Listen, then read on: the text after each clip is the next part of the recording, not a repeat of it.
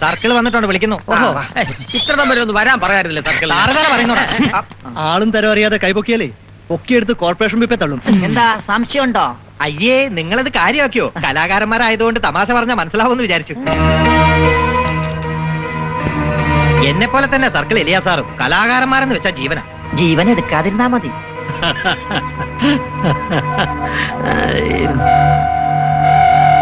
എന്തിനാ ജീവൻ എടുക്കുന്നത്? നമ്മളതിന് തെറ്റൊന്നും ചെയ്തിട്ടില്ല. ഡിപ്പാർട്ട്മെന്റിന് ടെൻഷൻ ഉണ്ടാക്കിയിട്ട് ന്യായീകരിക്കുന്നതാ. ടെൻഷൻ വലിച്ചു കയറ്റാൻ ഞങ്ങൾ പറഞ്ഞില്ലല്ലോ.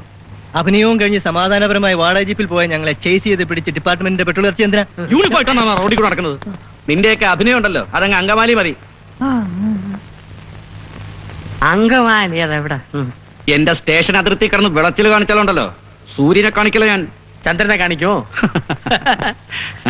നമസ്കാരം. നമ്മള് കോമഡിയനാണല്ലേ? ആകണമെന്നുണ്ട്. ആരും ആക്കുന്നില്ല സാർ. അത് ശരി. ഡേയ് സാർ, മൂന്നിനെ അങ്ങ് അകത്താക്ക്. 3-4 കോമഡി നമ്പർ പഠിപ്പിച്ചിട്ട് അങ്ങ് വിട്ടാ മതി. ഇതിനകത്ത് ഇൻസ്റ്റിറ്റ്യൂട്ട് ഉണ്ടോ?